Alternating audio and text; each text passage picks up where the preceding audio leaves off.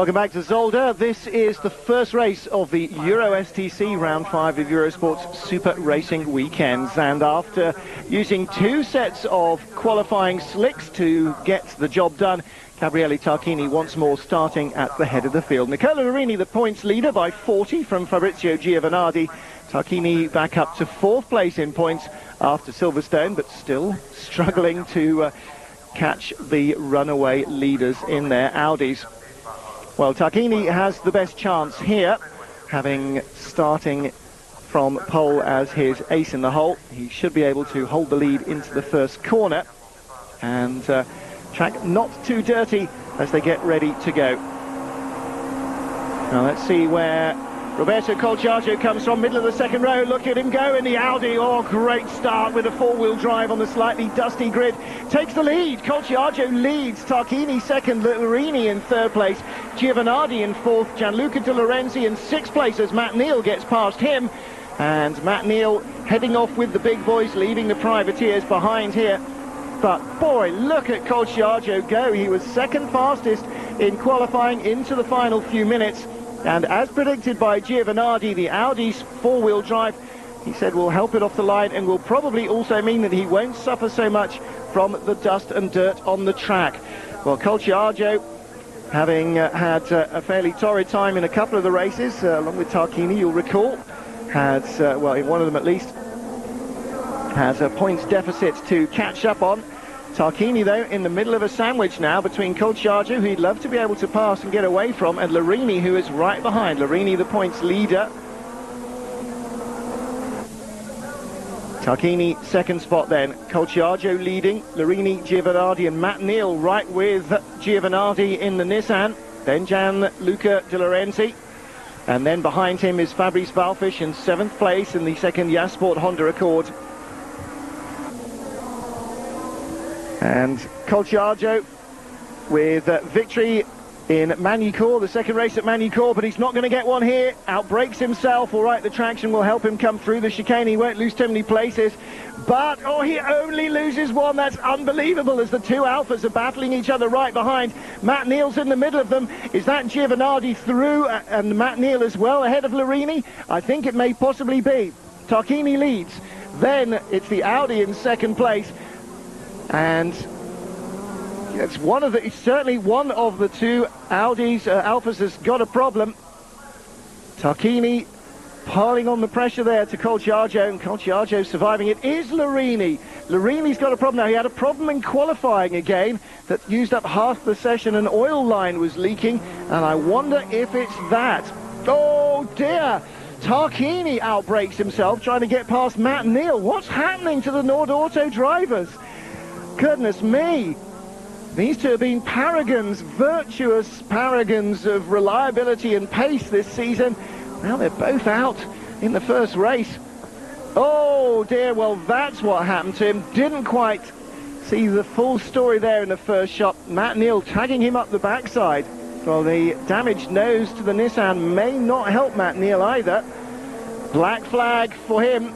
Well, really, I think that's a little unnecessary. That was clearly, well, I would say, having braked from behind and only tapped him up the backside, I would say that that was probably a racing incident as opposed to a deliberate nerfing.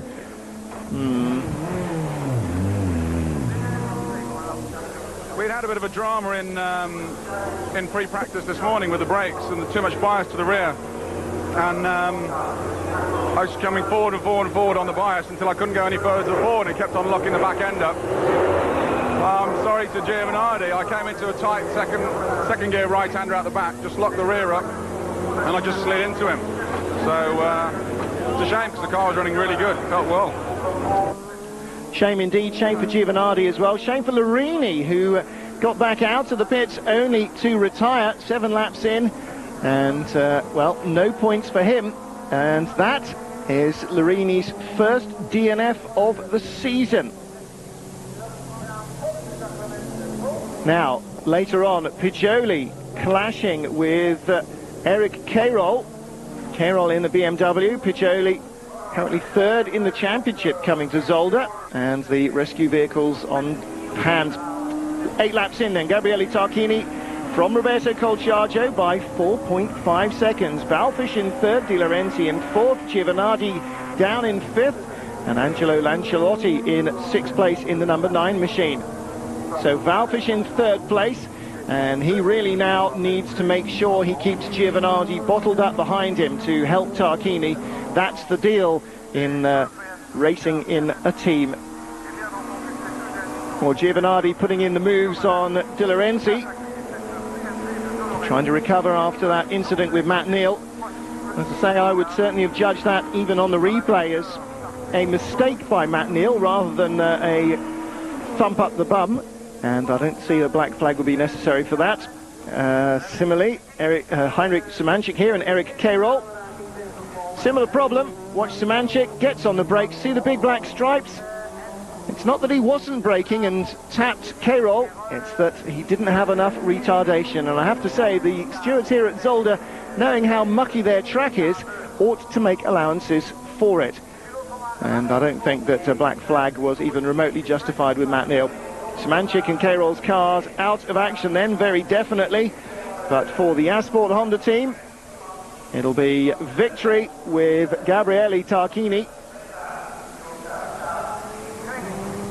Tarquini romping away from Roberto Colciaggio, Fabrice Valfish, his teammate, in third place.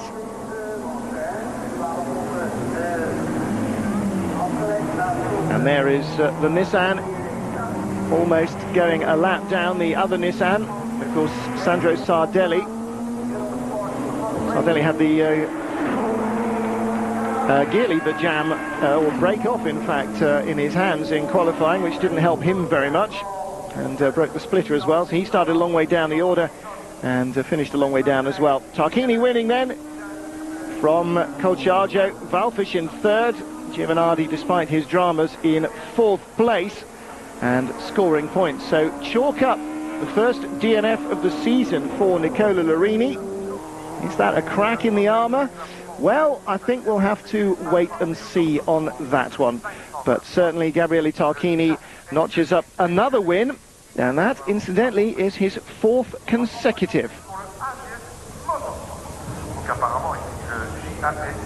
Yeah, it was very easy because after the Audi mistake and the braking, I was leading, and also Colciaggio was stopped at the 2 Alpha behind him, so it was quite easy. I take a little bit advantage, and I control the race.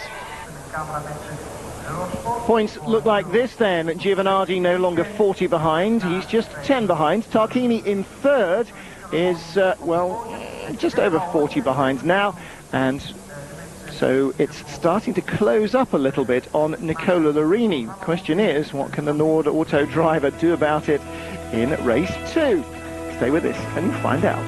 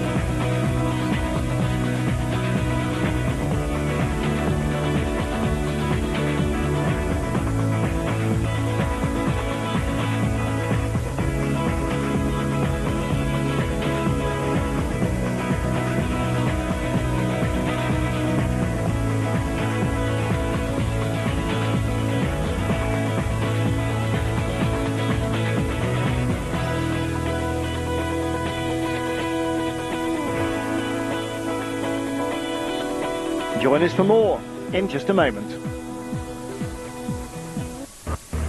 Welcome back to Zolder, race 2 in the Euro STC, 5th round of the championship. Just 11 cars on the grid for the second start. Roberto Colciaggio on row 1, 3, 1, 2, 3, 4, 5 of the grid. Sorry, I can't do subtraction. And Matt Neal and Nicola Larini right behind him. Why so few? Well, damage and changes. There are half a dozen cars starting from the pit lane in order of when they'll be released. Mirko Lempinen, Heinrich Semenchik, Eric Carroll, Gabriele Tarquini, winner of race 1, Enrico Toccocello and Massimo Piccioli. Tarquini in there because he needed to change the steering on the Honda. So they're led round by Sandro Sardelli, and then Eric Zadra, Romano Bernardoni in the Alfa there, Gianluca Roda, Angelo Lancialotti, Gianluca De Lorenzi, Fabrizio Giovanardi, number 1 Alfa there, you can see him in the background, Fabrice Valfish in the Honda, Roberto Colciaggio, Matt Neal and Nicola Larini. And then the safety cars, because the rest of them will start from the pit lane. And that's going to make things very different from race 1 for Gabriele Tarquini. Tarquini won in Magny-Cours, the first race at Magny-Cours, didn't finish race 2, but then won both races at Silverstone. So in fact, the first race win here was not his 4th on the trot, it was his 4th from the last 4 finishes he's had. Didn't finish race 2 at Magny-Cours, but still Tarquini's 5th race win of the season. And the next most prolific winner is Nicola Larini with 3. No, I beg your pardon, with only 2. Fabrizio Giovanardi with only 2. Now, if Gabriele can stop retiring from things, then he still has a very healthy chance of the championship, something that didn't look very likely after the first 2 races at Monza and Brno. So on board with Roberto Colciaggio then. Again, expect a blinding start from the Audi. It may be warm and sunny to help the front and rear drivers, but I'm sorry, with 4 wheels, you are always going to get away better. Colciaggio then on the right at the back of the picture, and as you can see on the left-hand side of the grid. So he will go down that left-hand wall, and if he has to put 2 wheels in the dirt, well, he's still got as many wheels working on the tarmac as everyone else. Yes, better get that focused up before the start, because this could be fun. On board with Colciaggio, right ahead of him is Giovanardi. Giovanardi, reminds you, just 8 points off the championship lead after the first race. Starting from behind Colciaggio is Larini, stone last on the grid. From the pit lane, Gabriele Tarquini. Sandro Sardelli's Nissan will head them away, with Paolo Zadra in the BMW alongside him. Sardelli gets a good start, so too does Bernardoni. Here comes on the right-hand side of the picture. There is Larini, and Colciaggio's bottled up behind him. Colciaggio trying to go through with him. It'll be De Lorenzi 3rd, gets a rub there from Giovanardi on board with Colciaggio. He'll go down the inside of De Lorenzi, put 2 wheels over the curb and ditch hook it round. There he does, up into 4th place. Sardelli leads from Zadra. It's, exit the pit lane time. There goes Tarquini behind all of the others. He'll want them to get well out of the way and damn fast about it. Bernardoni goes backwards, only Larini behind her now of the Alfa drivers, and that's not for long, I'm sure. Well, Nicola trying to get through, but look at this. Up into 2nd spot goes Giovanardi, as up into 4th, and across the chicane again goes the Audi. Dramatic stuff once more from Roberto Colciaggio. Oh, for an onboard view of that one, that'll look like you're playing PlayStation. Sardelli leads, Giovanardi 2nd, Zadra 3rd, and then in 4th place is the Audi. And here is the rest of the field, and the guys that started from the pits, look how far back they are. It's a huge difference as they're released from the pits, because there's a long exit road down to the 2nd corner. So the race, well, I wouldn't say over for those guys, but it's a very uphill struggle. On board with Colciaggio now, Zadra right ahead, and the BMW should stand no chance through the twisty stuff under braking. Audi makes the move. Giovanardi rockets over the curbs in 2nd spot, with just Sardelli's Nissan ahead of him at the end of lap 1. Colciaggio is 3rd. Valfish is in 7th place there. That's that Honda. No sign yet of Tarquini. He is some way back.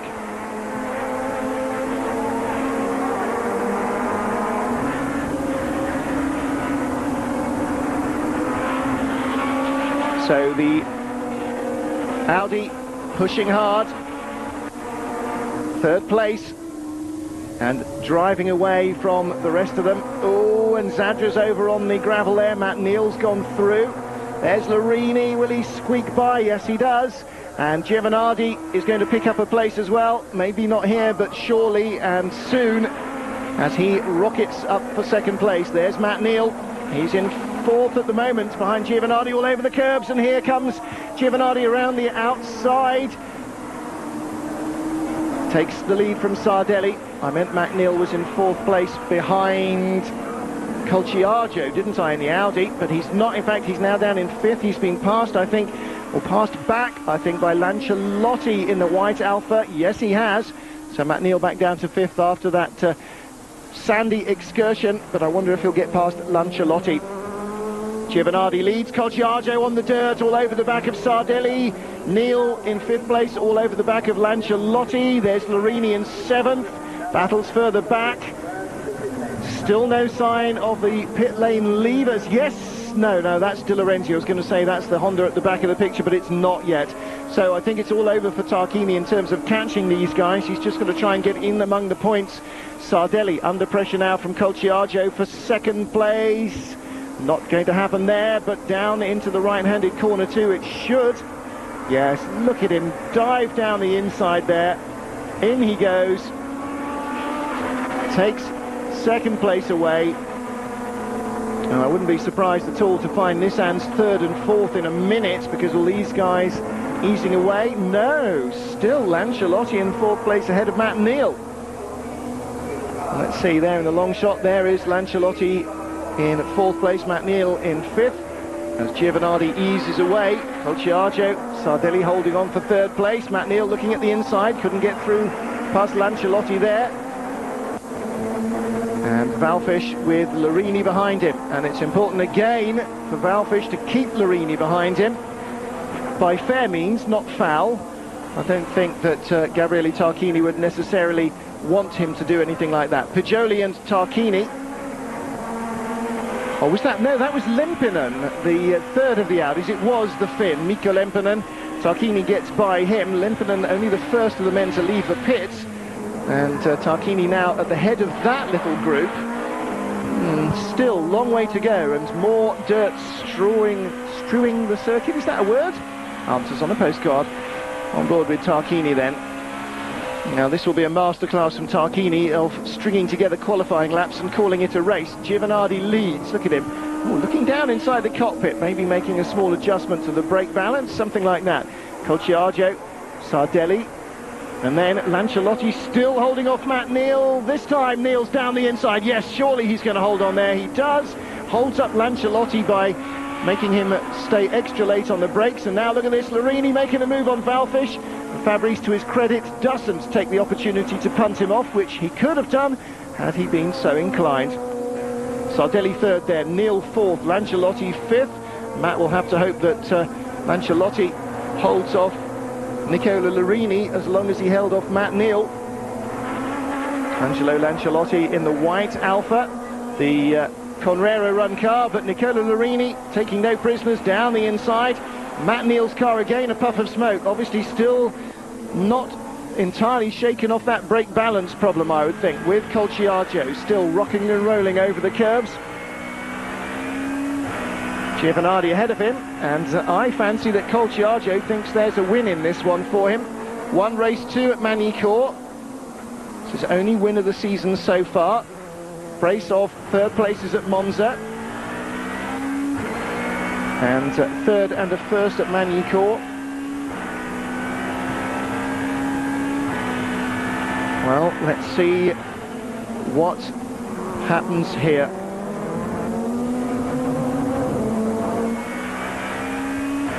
Silverstone, not a good race weekend for him. Qualified fifth, despite an engine change, didn't make race 1, didn't finish race 2, which he did start from the pit lane. So Colciaggio having a severe touch of the Tarquinis there in terms of bad luck, and dropping way down the order, being in the top 3 in the championship, now down to only 7th place before the start of race 1 here. But not giving up, there's no need to with this 20-round championship. There is still the chance to lose ground and make it back as witness Gabriele Tarquini's rise after race 1. Only the same amount of points behind Nicola Larini as Giovanardi was after Silverstone. In fact, just a few less.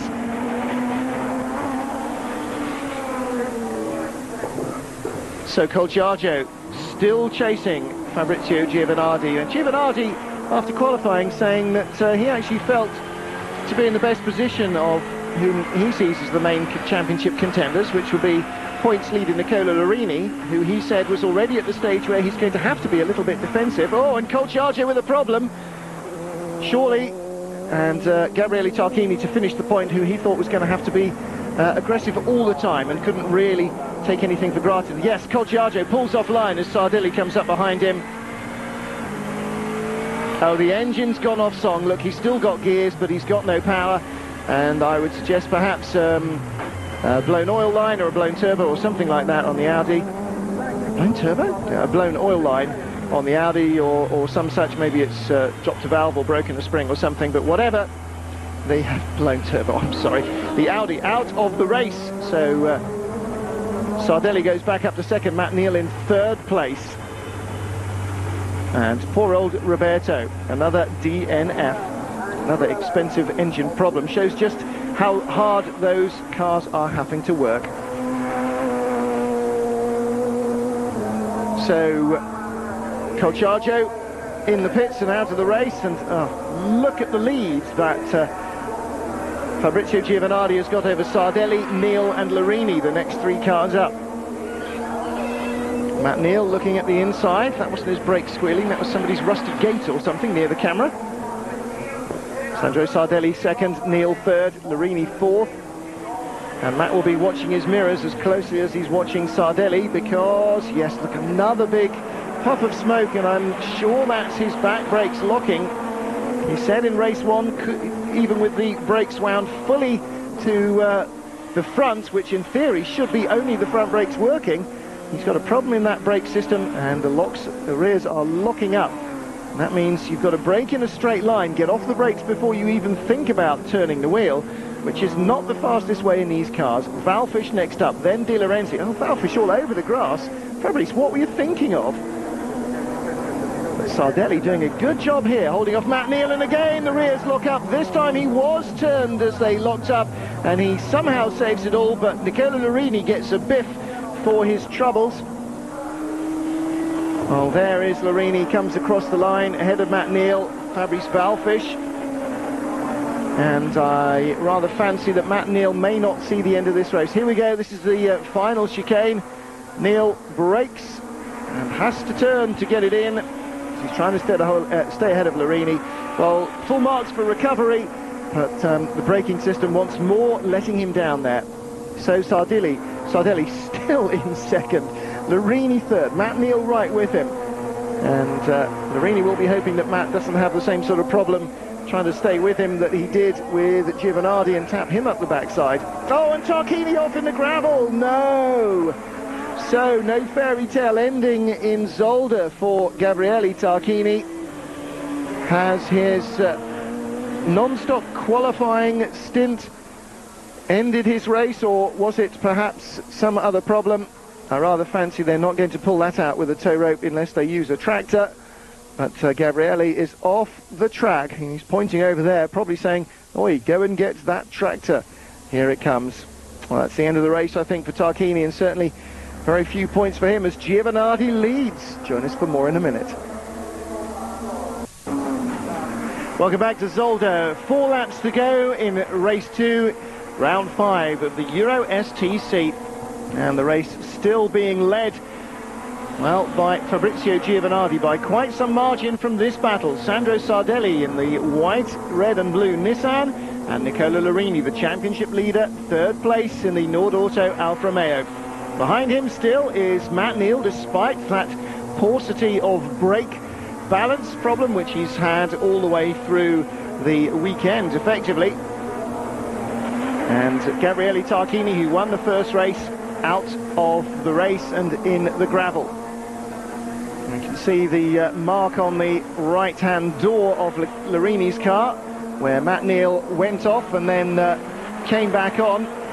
on the penultimate corner and accidentally clouted Larini.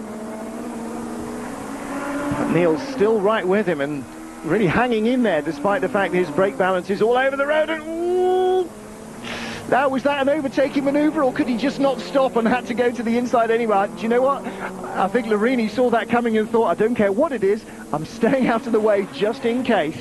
And it's exactly what Giovanardi said his teammate was likely to have to do, which is be careful and not take chances on failing to score finishes, because Giovanardi now much closer in the championship, just 8 points between them.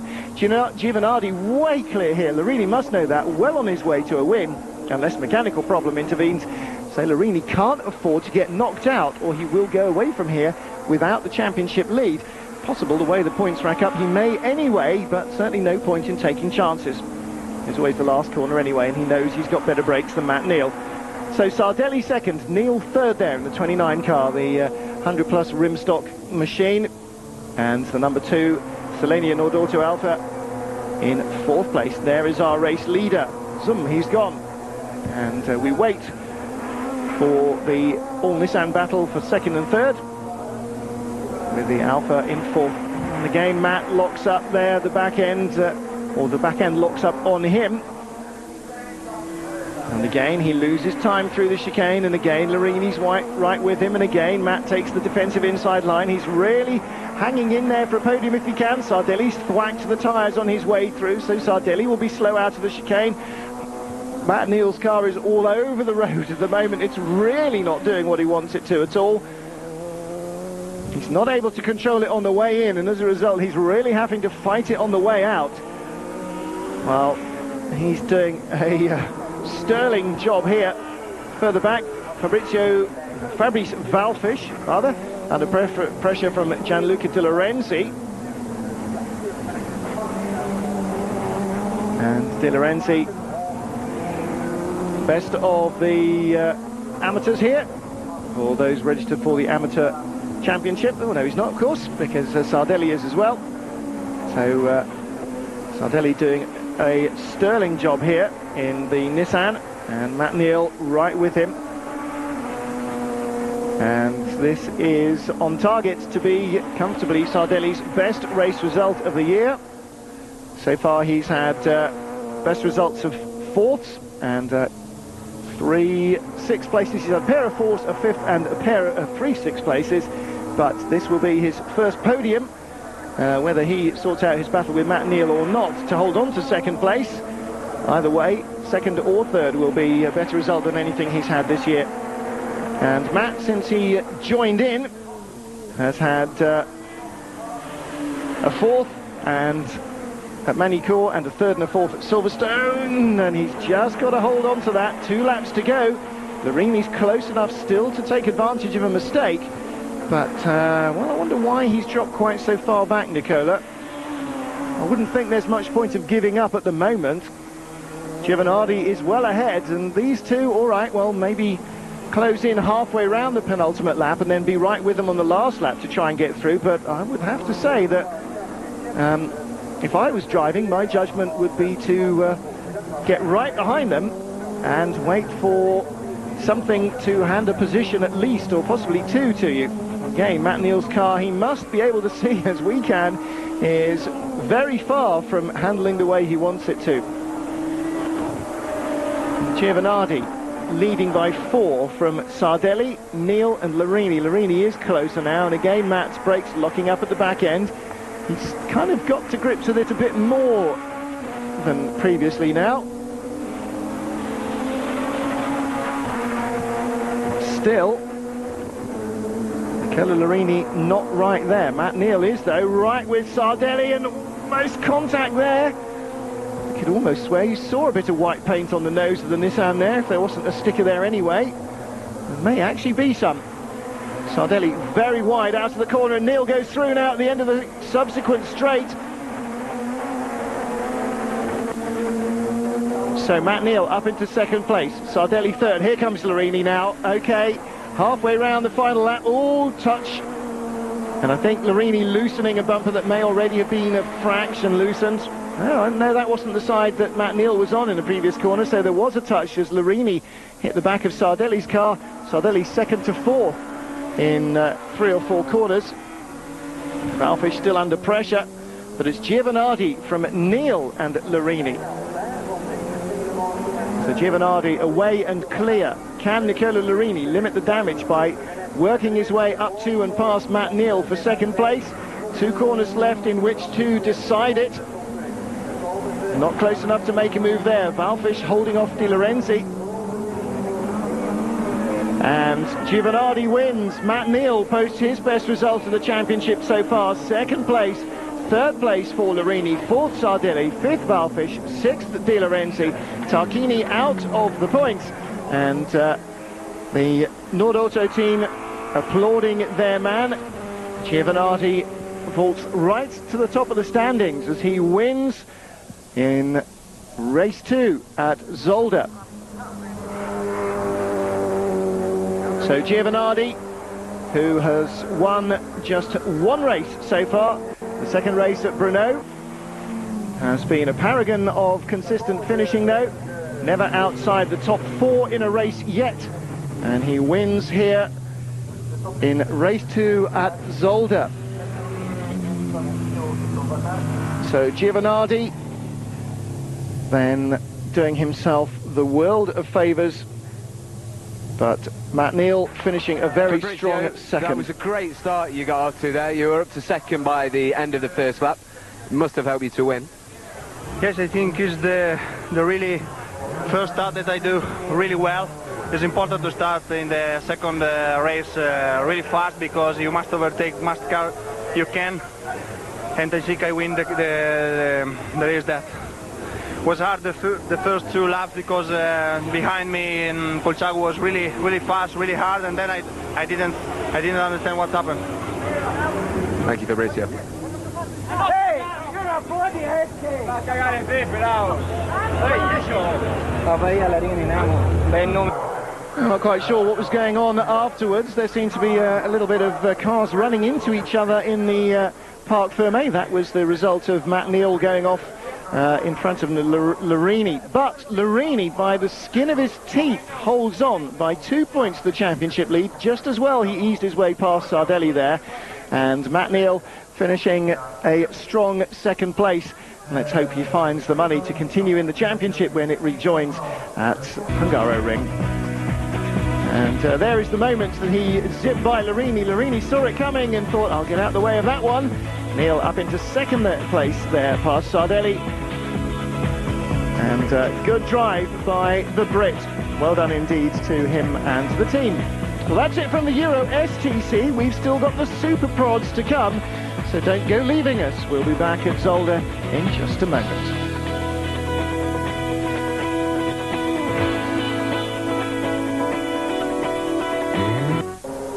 Welcome back.